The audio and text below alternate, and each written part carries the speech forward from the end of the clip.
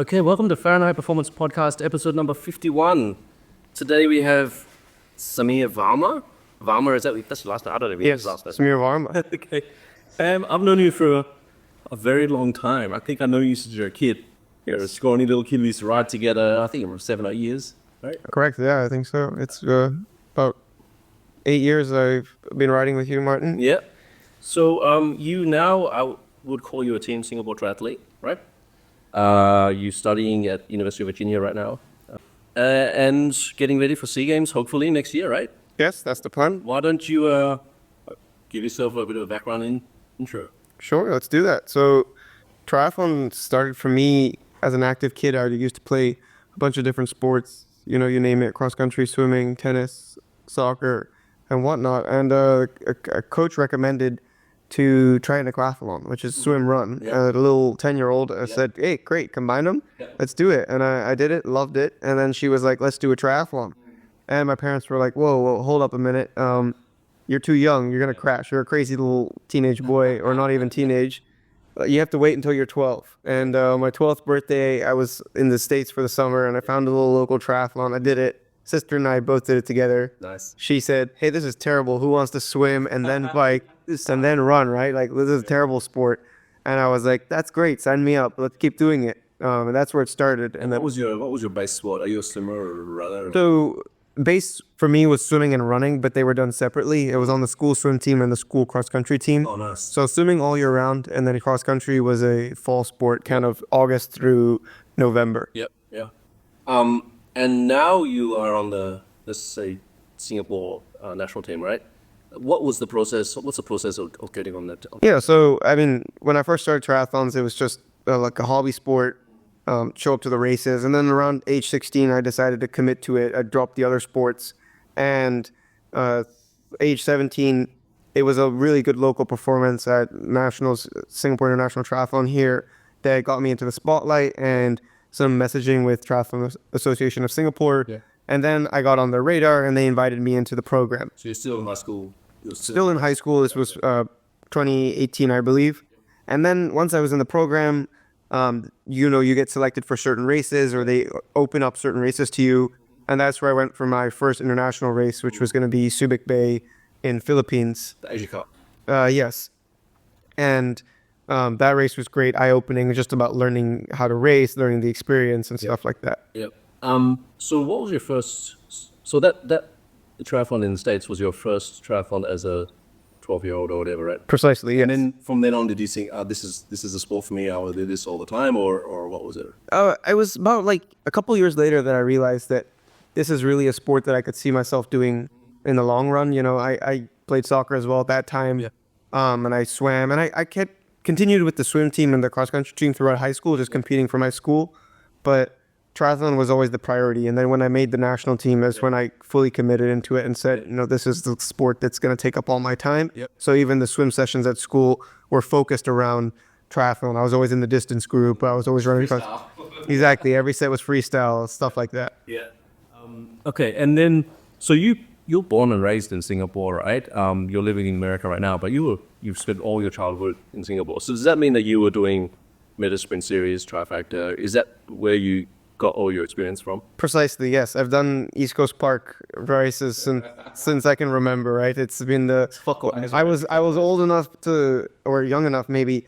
It was long ago that I raced in Changi my first couple years when on the old coastal road before they switched to East Coast. And then for as long as I can remember, the races now have been at East Coast. And then I've also done Bintan Triathlon, but really in the region I've been in my favorite races here and the ones I spent most of my time growing up and learning the courses. So you are 22 now. Correct.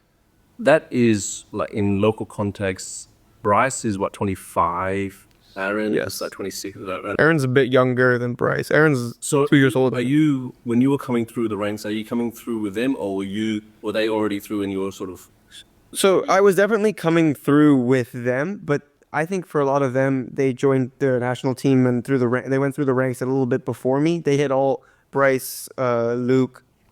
They had been on the circuit for about a year or two before I joined, so they definitely had more experience. I mean, Bryce has been even longer. Yeah. So and definitely looking up to them a little bit and looking for at them for what they did at races and how it was different. Yeah.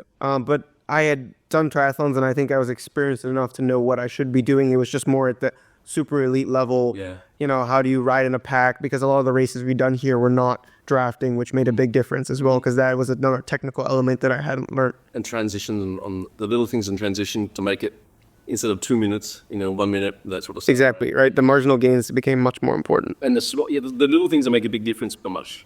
Because if you miss the pack on the bike, just because you're tying your shoelaces or you're getting ready, you're doing something else, it's game over, right? Exactly. The tactics became a big part of it because, I mean, racing here, there was no pack, right? And everyone kind of went off on a staggered start. So it's just your net time. But when it's a mass start, it's all about what position are you in the water? And then how do you come out? Did you make the first pack? No, you're in the second pack. Okay, now how are you going to work up to the first pack? Who are you working with? Are you saving legs for the run? Are you not? Etc. Even in like just recently the 70.3 Worlds that happened, that dynamic is, even though it's not draft legal, right? Yep. Even though it's they still have packs. They still have people coming out of the water the first pack and the second pack and stuff like that, right? So as a student, right, were you just? I'm assuming you're training a little bit more now than as a high school student, right?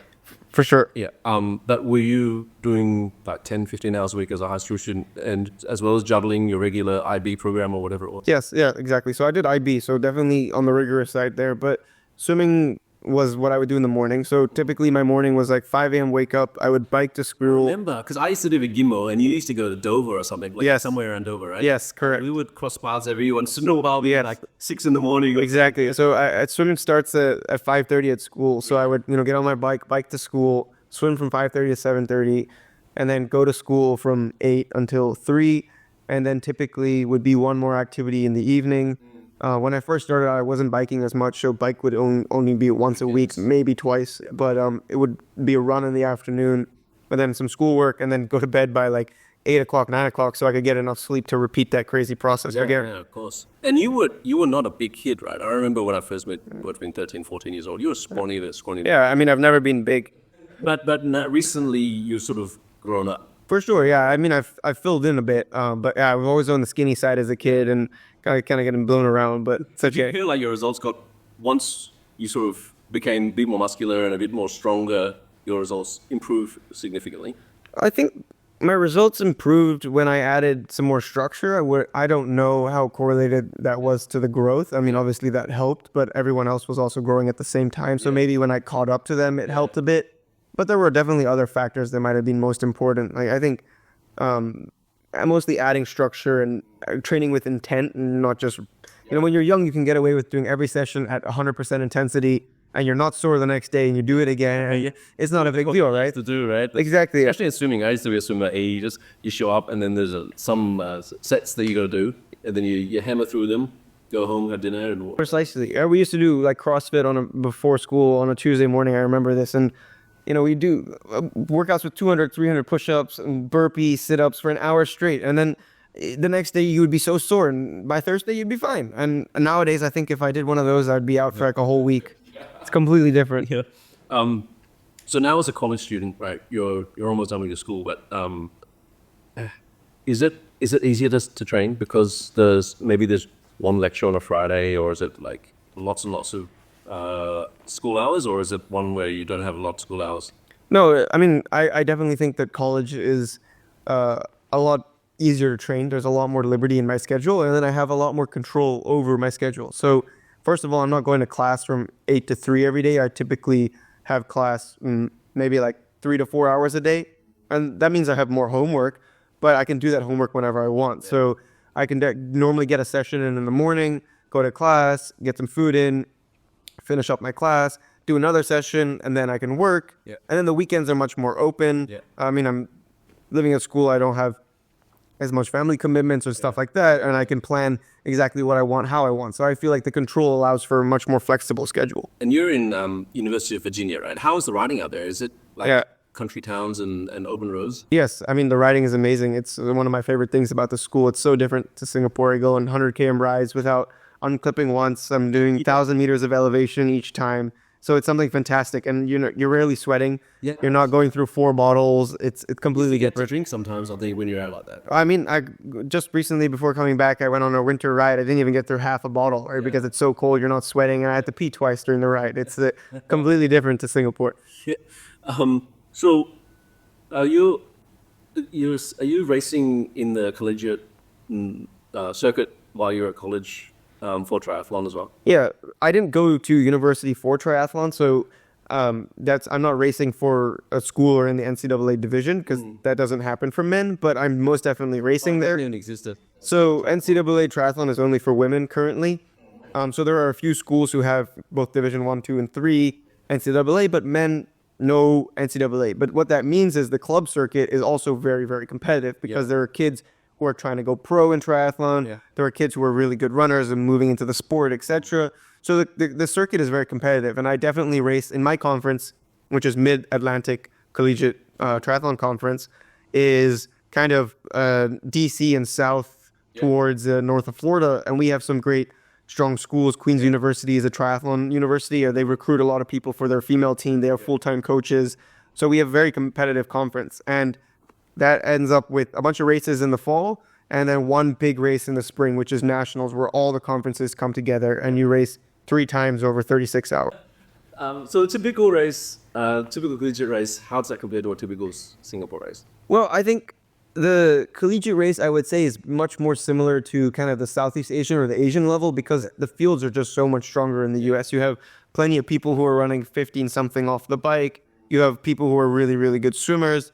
And then you also have people who are there for the first time. So I would say that's similar, and that makes a really good community, makes it a really fun event because we're going as a team, right? Whenever we go to races, we're going 20 people. I was the president of our team last year, and we're planning 6, 7 cars to go down there. Mm-hmm. So we're getting kids who've shown up to university without a bike, but they just want to give it a go. It's on their bucket list at university. And on the other end, you have people similar to me who are like, we're here to win it. Yeah. We're here to do our best. So it makes a really fun environment because when you finish your race, you get back on the course and you're cheering other people on, you're telling them to go, and it's really a really different environment where I think in Singapore, everyone kind of races for themselves, and when they're done, you find your 1 or 2 friends, you get your drink, and then you're on your bike back down to the city. There's no real team. The culture, the team event is not as strong as the US. Yeah. The level of competition at a typical race would be higher? I would believe was the number of people. Yeah, so I would say at our national level, just because the US is bigger, there's more people who are racing, the level is higher than Singapore. I would be more similar to kind of the Asian circuit, I would expect, yeah.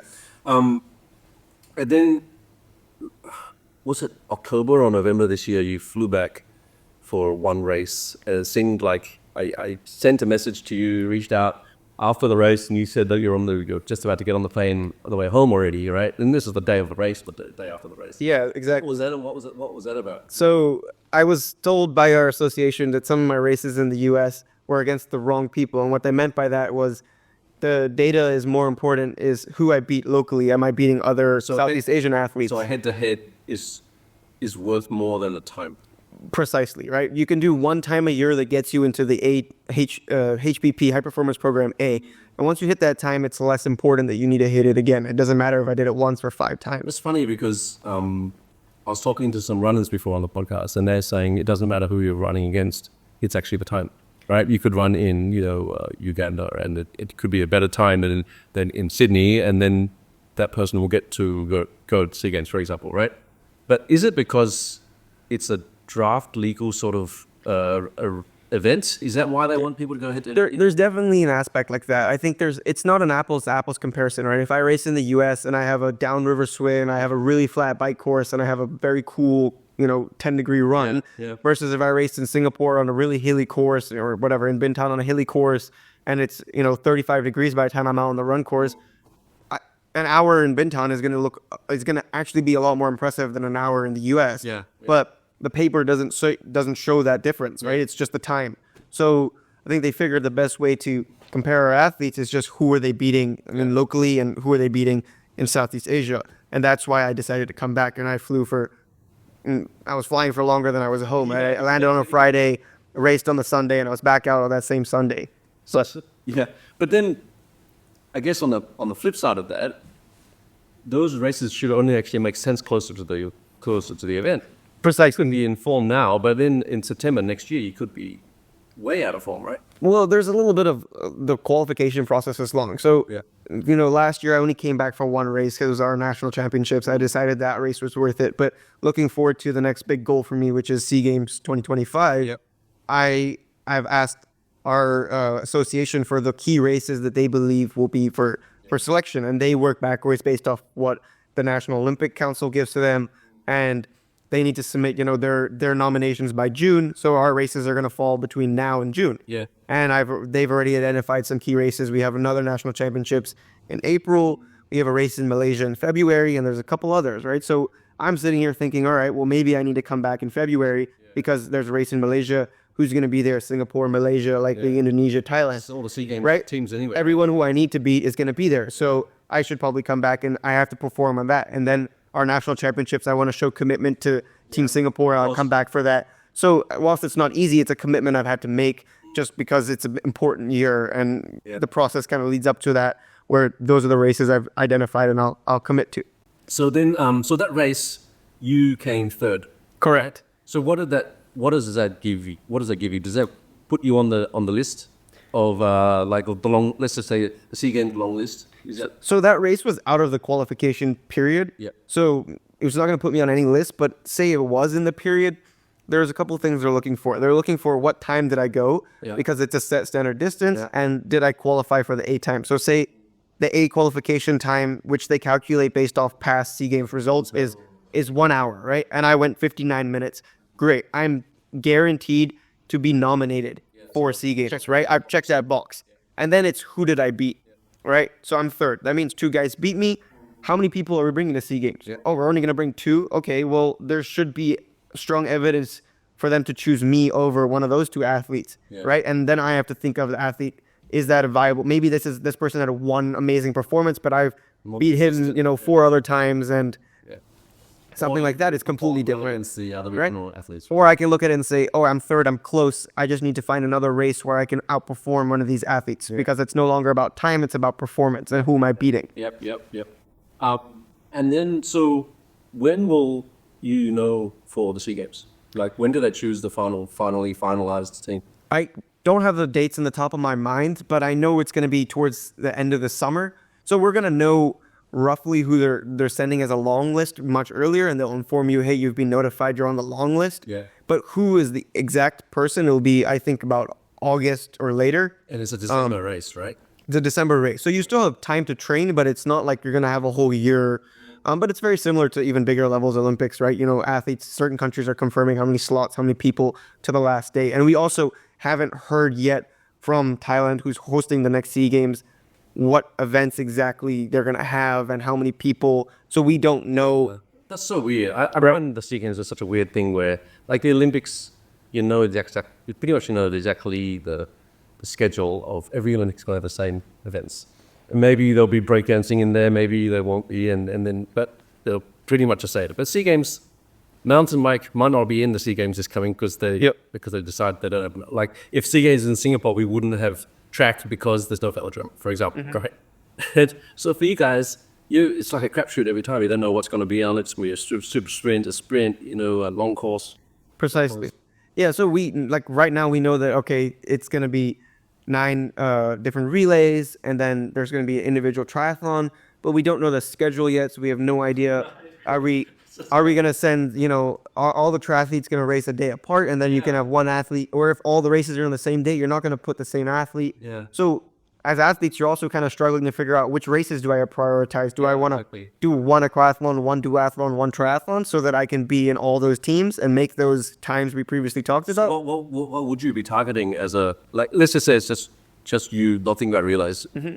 Do you identify as a aquathlon, a duathlete, or a triathlete? Triathlete is definitely my strength. I think that I do best when you put all the disciplines together. If you take me apart and look at any single one of them, you can find weaknesses. So it's like a aquathlon, the pure swimmer might do better, right? Precisely. Like we saw that in the last SEA Games, a really, really good swimmer came out with a huge lead, and then he just hung on for a medal, right? Because the race was so short. It wasn't as long as some of the races we're typically used to, where then a really good runner could probably train some bike to be a better duathlete, because they can they're not going to be as tired at the end of the first run. And then if they can hang onto a wheel. exactly right. All you got to do is just be able to hang on to the wheel, and then you know that, hey, if I come out of T2 with everyone, I can outrun them. And then there's a whole big tactic there because they're not going to do any work on the bike, etc. So I like the swim, bike, run. I think it evens it out, but then it's also difficult. You got to train 3. You got to be able to get in the first pack, etc. Yeah. And SEA Games is all drop legal, all Olympic distance or less, right? Correct. So a few years ago it was Olympic distance, and in the last SEA Games they moved it to sprint distance. And again, this SEA Games will be sprint distance for the individual event. And sprint distance typically can take an hour.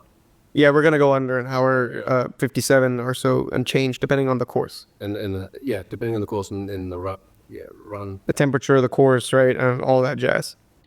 So, but you're not just doing Olympic distance and short distance. I guess that's your focus because SEA Games coming up. But you've been doing 71.3s, you've been doing other stuff as well, right? Yeah, so, I mean, I enjoy cycle racing a lot. It's probably one of my favorite disciplines to race. So I definitely, for as long as I've been on Team Matador and in the US, I've been part of the cycling circuit. Yeah. I do that, but I did dabble in a 70.3 this year for the first time, which was a fantastic event. I did it in North Carolina, where the weather was a little cooler, so I had a bit of an advantage there. Yeah. But it was really good fun. Like swim, or is it open water? It's an open water swim, a bit frackish. It's where the bay's coming in, so it's down or with the current. Okay. And a long wetsuit legal saltwater swim. So there's definitely a lot of advantages in there. I chose the right course. Really good swim. I did an amazing swim, right? I would have been at the front of the pro pack if it was taken anywhere else. Yeah. But and then it's a quite flat bike course into a relatively rolling run course.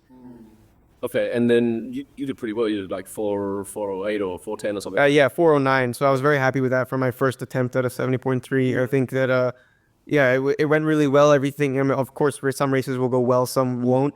But everything stuck to it, and I'd never really raced that long.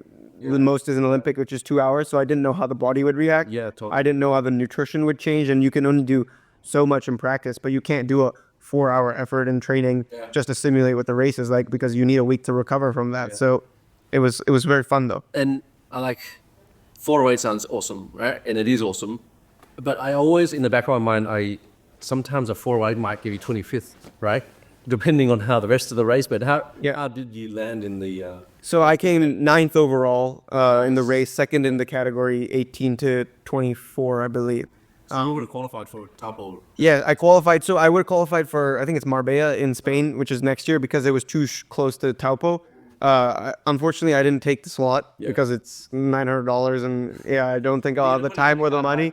Right there, right, which was a bit daunting, right? Just like, hey, I'm just recovering from this $500 entry. But yeah, a lot of people were there kind of making jokes about that, which is good fun though. It gives you something motivated to work towards. I just think that I'll have plenty of opportunities for the long distance races to come in the future. Yeah. But 2025 will be short course focused. Because like in reality, you're 22 years old, right? The 70.3 is dominated in terms of numbers by people that are 35 to 55. Precisely. Yeah, the decade before you even get to 35. Precisely. So you've had a long time. You don't have to worry about it for now. Yeah. And I think the 35 to 40-year-olds or the 30 to 35s is like super competitive age. Exactly. They had like 5 slots, like the top 5 people qualified because their category was just so big. It had so many numbers that they got so many more slots. But I'm in no rush to move back to 70.3. I love to try it, and the second I finished, I would told myself like, hey, never again. I'm not doing that. And then like a day later, I was already like kind of thinking about it. A week later, I had the Ironman calendar open. I was looking at new races. So things could change. I mean, they always do. Us athletes that don't like to make up our minds. But I think 2025 will be focused on SEA Games and short course. And then when I stop training as intensely and I have to choose my sessions more wisely, I can't put as many sessions in, especially in the swim, which is so important for short course. I might move a bit to the long course. So let's talk about that a bit. You're self-coached basically, right? Yes. How do you like a lot of people just want someone to tell them what to do and then just do the work and do the grind, right? Yeah. Just do the work, get the results, move on. But now you've got to think about writing your own training plans and stuff like that, right? Yeah. How like today's Christmas Eve, right? Do you already have January mapped out on what sort of efforts you're going to do? Is it a build phase or what phase? Do you know what next week's training is going to be? Like which workouts you're going to do? Have you already planned that, or is it like some sort of like week by week? Well, to be self-coached, first of all, at a high level, I think you need to be really disciplined and you need to be a bit of a planner, just so you have the vision to see what's coming. And in terms of my planning, I know that, all right, I've put in the calendar for 2025, April, I have an A race, which is going to be Singapore Nationals. And in March, I have a B race, which is going to be Collegiate Nationals. And I've then worked backwards. So, all right, I want to do a 12-week build where I add intensity. So that brought me to late January. And then I was doing this in early December after my last race, which was end of November. So I said, all right, December and beginning of January as base, well, a little bit of recovery and then base season. Yeah. And then January to April will be the build, and then a bit of a taper right at the end of April, right? So if you're mid-February and your ass isn't in gear yet, you know you're behind schedule. Exactly. So I know to that level what I'm doing for the next 4 or 5 months, right? And as I figure out more races, the schedule will change slightly. Yeah. But I don't know every session I'm going to be doing. One, because that would be a crazy amount of planning, and two, because the body doesn't react that way, right? You need to change every day what sessions you're doing. But I write about, depends on the time period, I write about 7 to 10 days ahead. Sometimes slightly more. Just when I get really close to the race, I'll write slightly more ahead. When I'm right now, it's so far in advance that it's just changing. But it also, I could write 10 days in advance, but then 3 days from now, I'm completely changing it because I'm not a professional triathlete. Yeah. I don't have 24 hours a day to purely focus on triathlon, right? During exam season, exams could come up. I could put a 2-hour study block in there, but maybe I didn't do that well. I'm not happy. Yeah. I'm going to have to make it 3. I'm going to have to pull back. Yeah. Things like that. I was just on a holiday, didn't have a bike with me for a week. You just accept those facts, and those are things you have to deal with. And you plan around them, and you have to be flexible, and you have to learn what works for you and know when to stress about it and when not to stress about it. Do you have like go-to workouts? Like I feel like you have a guilt of like VO2 max guilt or something. Yeah. There's some workout that you know works for you, you know, gets you back into gear. Exactly. I most definitely do. In the swim, I have a few, like I love a good 5x100 on 115 or something like that. On the bike, 6x5 minutes is usually my go-to with a couple of minutes rest. And on the run, 5x1K, I feel like you can't go wrong with those. Those are just like when I need just a reminder to get the work done. Yeah, I know that typically I will never stop during their sets because I've done them a million times. I don't have an excuse. If I write a really complicated new set, sometimes your mind can play. If it's not the right day, it could be like, oh, this was too hard. You were too ambitious, right? The 300. Exactly, right? And you're like, whatever, I'll adapt it. I didn't know what I was doing when I wrote it. But 5x1K, I know the paces I should hit. I know what everything should be. There's no excuses. You're going to get it done. It's not your comfort. Your comfort. Exactly, the comfort pain. Exactly. And so you're graduating soon. You're graduating in May. So you still got 6 months more of college. What is the plan after you graduate? So you're Singaporean. Are you going to come back here and work? Or are you going to become a full-time triathlete until SEA Games? What do you want to do? So the plan is slightly up in the air until SEA Games, but the high-level plan is I've actually accepted a job in the Middle East. Okay. So I will be moving there. I spent the last 2 summers there. Yeah. And after I graduate, I have some time before it starts. So I'm going to start anywhere from October to December. So likely I will spend, June, July, August, September being a full-time triathlete. Putting in the work. Putting in the work, having some fun while I still can before I start work. I don't lie. Exactly. Before the stuff gets real and I have my own bills to pay, etc. But then once work starts, it'll just be full-time work, and I'll get through SEA Games whenever that may be in terms of the work schedule. Yeah. But I don't know in longer than that whether I'll be in the U.S. or in Singapore or in the Middle East. I have a feeling that after 2-3 years in the Middle East, I'll come back to Singapore. Okay. So those first few months, are they going to be here, do you think? I don't know. Honestly, I think I'll spend majority of the time here for a couple of reasons. Being at home, I have access to great things. My parents are here. Yeah. They pay the grocery bill, which is nice. The way I eat, the way I eat, it's very nice to have someone else paying the bill. But then I think that I also want to go somewhere else to train for a bit, maybe a holiday, and I'll also spend some time in the University of Virginia back at school I have my girlfriend is there, so we're still figuring out how we're gonna balance things and stuff like that. So it'll be around the place, but it won't be anything crazy like a week here, a week. It'll be kind of a month at a time or two. That's much better. So much more settling than that. Because Exactly. they say you got a week in Andorra, for example, right? By the time Monday, Tuesday passed, then you've only got 5 more days, right? And you start to panic, and then it's like you're trying to get everything squeezed into that 1 week. Whereas if you've got a month, you can sort of settle down, you can get a little bit. Exactly. So how many hours a week are you training? So at university now, the weeks depend. It depends a lot on my biking volume because bike is where I put majority of my volume. But I'm anywhere from like 17 to 20 hours on a good week. It's also weather dependent. You know, it gets really cold in the U.S. So you're not training. Most of it's training outdoors. I almost always train outdoors. Not the swim. The swim in the U.S. is all indoors on a yards pool, so that's slightly different. Yeah, I remember. Actually, I used to train in the yard, so I couldn't understand. My ego's always inflated because I'm swimming really, really quick, and then I come back here, long course or open water, and it's like, oh, where are the walls?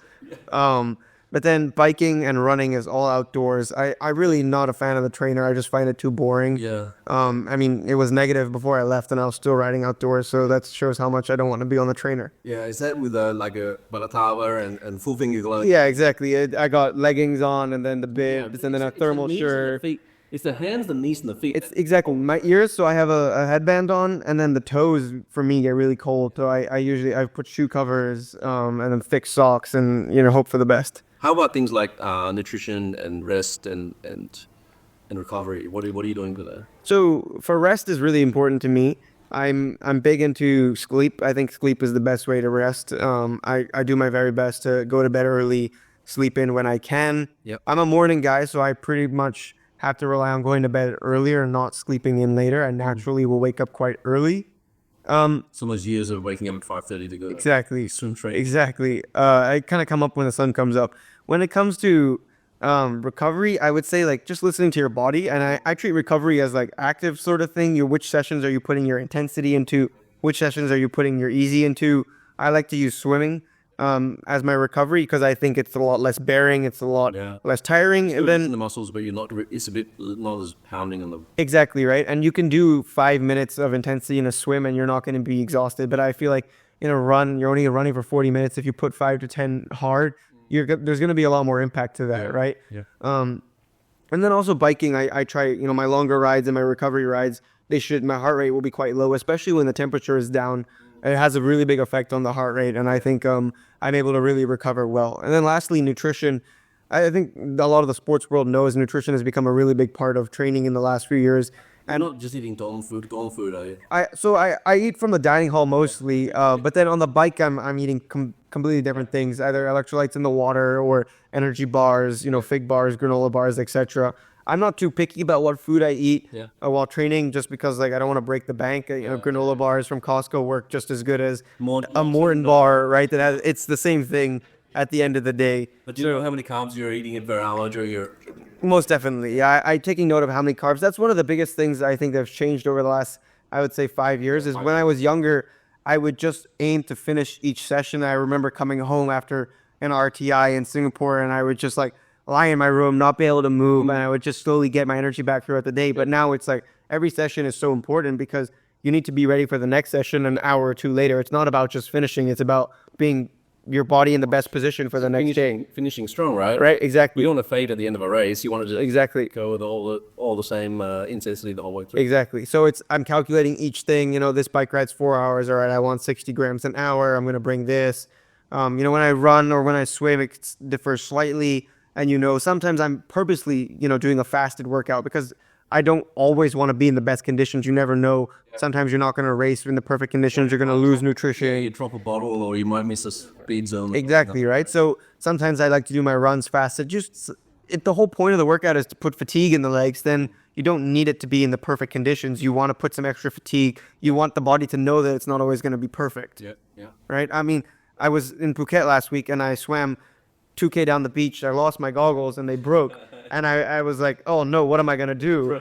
And they had floated away. And I was like, and I realized hey, you know what? Maybe for 5 minutes, this is not the worst thing. Because in a race, if you get water in your eyes, you need to be able to kick you in the face or something, right? Right? Yeah. You need to be able to swim with salt water in the eyes. You need to be able to sight. You need to be able to be confident that I can swim in a straight line with my eyes closed. right? And you're not in the pool, you don't have the white line, you don't even have the ocean below you. Yeah. I just need to know that my stroke is going to be accurate. So you're planning. Look at the shore, maybe, and Exactly. Find the small positives, find other feet and things like that. You just turn them into good things and into training sessions, and they work out in the long run, and you're thankful for them. So, what's next for you? I guess graduation, job, now work out what the heck's going on with life, and a long course. Eventually, go to long course.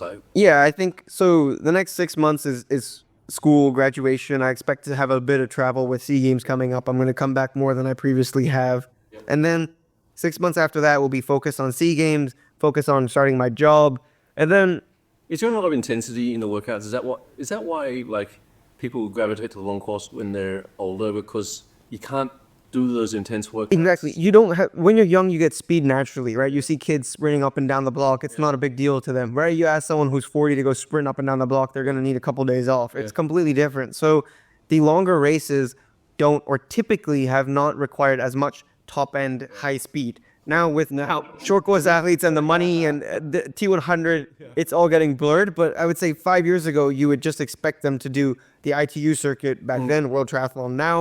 So you would expect a World Triathlon athlete to go through the ranks of World Triathlon, and then when they get to their 30s, on average, you're probably dealing with injury. Your body's been through too much intensity because you're always having to do VO2 max workouts, where you move to the longer things where it's more about load and slow and long, and you see that happening. So I think similarly with me, I will follow a similar path, but maybe I won't be 30 when I move to long distance. It'll be more work-based. 27. Because when you don't have as much time to train, well. you know, I can't put 5 swims in a week when I'm working full-time. It doesn't make sense, right?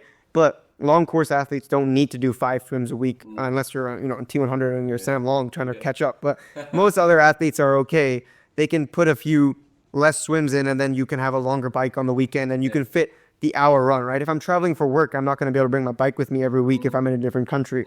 I think the circumstances will force me to change, but I'm also embracing that. I'm well aware of it, and I'm excited for like, how can I perform given those limitations? Yeah. Okay, man. So my last question is always, how do people get a hold of you? And I looked at your Instagram, and you've got 4 posts. So I'm not even sure if Instagram's the best way, but you promised to be more active on Instagram, right? Yes. So it will be Samir Varma, Samir.Varma, right? It's Correct, yes. the handle. So if anyone has any questions or they reach out to you, they will just yes. on there. Instagram is going to be more active. That's definitely a goal for 2025. I would say currently I use Strava more than I use Instagram. Yeah. I think it's just more fun. I like watching other athletes and not other random posts. It's actually very personal, right? The Strava, Exactly. because you've probably ridden with them before. Like my personal model thing is Strava is like, I don't follow a lot of people because when I ride with someone, then they come up on my bot and as someone on the ride, and then you can interact with them on a personal basis, right? Yep. Whereas otherwise it's completely anonymous. Yeah. But Strava's also a little dangerous though, because then you get to see what other people are doing, and you're like, hey, he went on that run. Should I have gone on that run? So I try to stay out of that. I like to, my mom even says when she doesn't talk to me for a week or two while I'm at school, she just opens Strava and she can see what's going on in my life. My caption will be, I had a stomach ache today, or bad day, didn't get enough sleep. So yeah, definitely look for me on Strava. Hey man, thank you so much for coming on. Of course, Martin. Thank you. You're off again pretty soon, right? I'm back to the US. The hustle never stops. Yeah. And then I'll catch up next time we come in. Yes, hopefully. Nationals.